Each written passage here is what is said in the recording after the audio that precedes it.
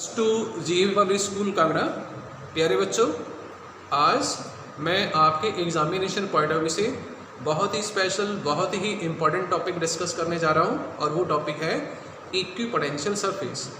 मैं अगर equipotential surface को डिवाइड करूँ, बाइफरकेट कर दूँ, तो बच्चों मैं इसको लिखूँगा इक्वल प्लस पोटेंशियल। इसका मतलब क्या?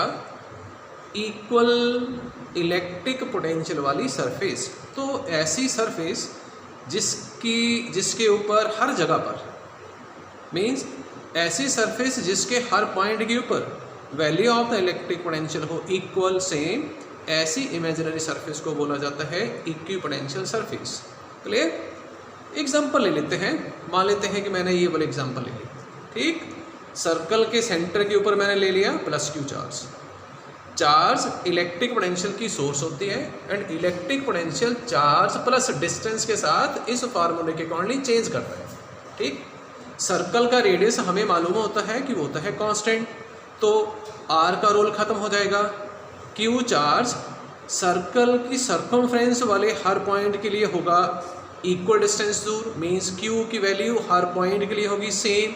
इसलिए ये वाली value this v is equal to Q by R, तो राइट हैंड साइड वाली ये क्यू बाई आर रेशियो जो है वो होगी कांस्टेंट। इसका मतलब क्यू चार्ज के कारण सर्कल की सर्कमफ्रेंस के ऊपर जो भी पॉइंट लाई करेगा उन पॉइंट के ऊपर प्लस क्यू चार्ज का इलेक्ट्रिक पोटेंशियल होगा सेम, इक्वल।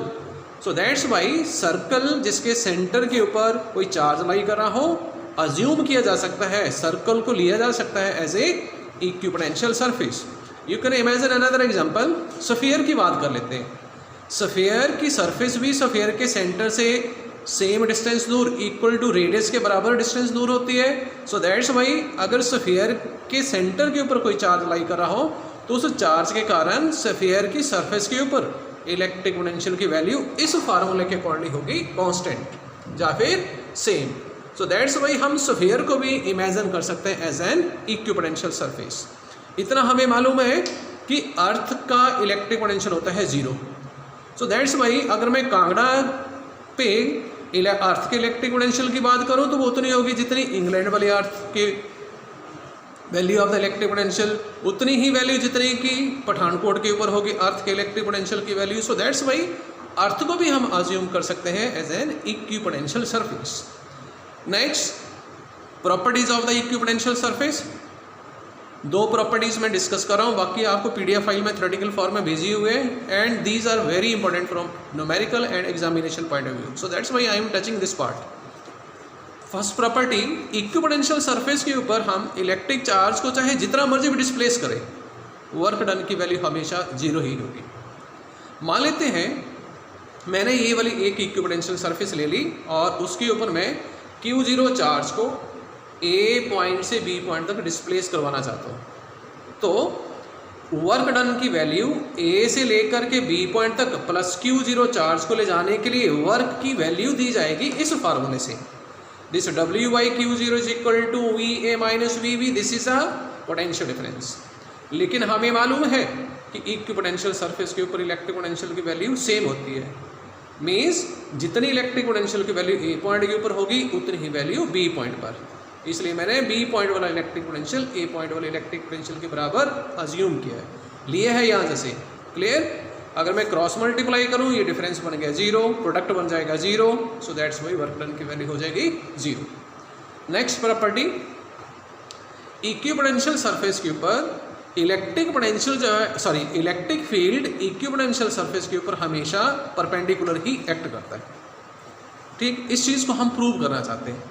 मान लेते हैं मैंने अज्यूम किया, मैंने पंगा ले लिया कि भाई इलेक्ट्रिक फील्ड परपेंडिकुलर नहीं है एंड मैं प्रूव करूंगा कि इलेक्ट्रिक फील्ड परपेंडिकुलर एक्ट कर रहा है, पर स्टार्टिंग में मैं इसको परपेंडिकुलर नहीं लूँगा।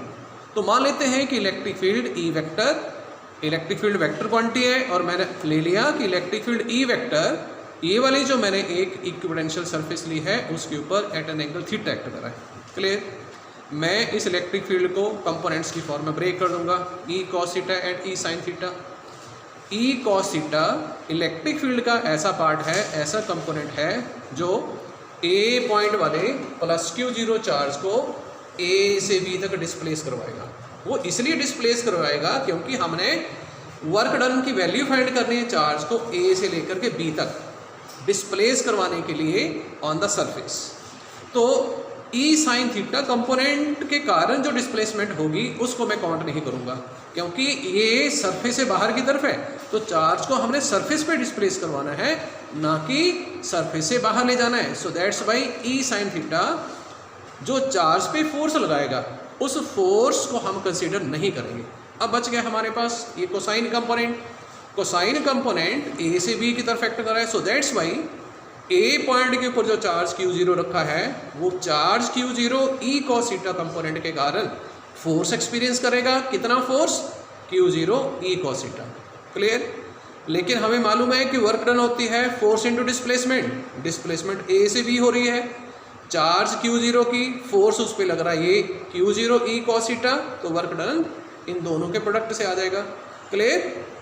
लेकिन इक्विपोटेंशियल सरफेस के ऊपर वर्क डन की वैल्यू कितनी होती है? अभी हमने प्रूव किया 0, तो इसको हम अप्लाई करें। लेकिन बच्चों इक्विपोटेंशियल सरफेस के ऊपर वर्क डन की वैल्यू 0 होती है, तो नेक्स्ट स्टेप को मैं यहाँ पर उठाऊंगा और ये वाली वैल्यू बन जाएगी। क्लियर?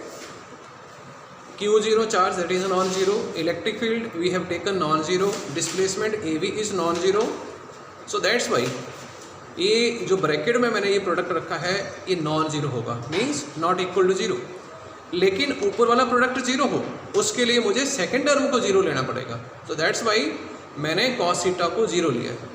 हमें मालूम है कि कॉस 90 डिग्री होती है जीरो, ये कॉस और कॉस कैंसिल हो जाएगा तो थीटा की वैल्यू आ जाएगी 90 डिग्री। थीटा 90 डिग्री का मतलब इलेक्ट्रिक फील्ड जो है वो इक्विपोटेंशियल सरफेस के ऊपर हमेशा परपेंडिकुलर ही एक्ट करेगा। Thank you.